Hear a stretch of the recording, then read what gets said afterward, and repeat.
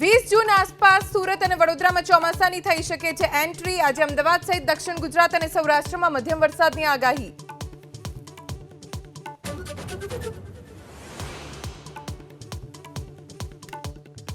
સુરેન્દ્રનગરના રતનપરમાં સામાન્ય વરસાદમાં જ ખુલી પ્રશાસનની પ્રી મોન્સૂન કામગીરી। પોલ શિવધારા ટાઉનશીપ વિસ્તારમાં રસ્તાઓ પાણીમાં ગરકાવ।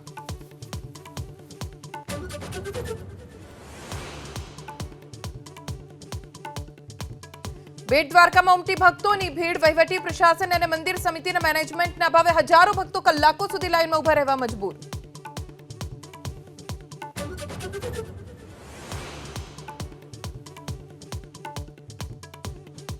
પશ્ચિમ બંગાળના દાર્જિલિંગમાં ટ્રેન દુર્ઘટનામાં અત્યાર સુધીમાં 8ના મોત, 25 થી વધુ ઈજાગ્રસ્ત। પીએમ મોદીએ દુર્ઘટનાને લઈ વ્યક્ત કર્યું દુઃખ।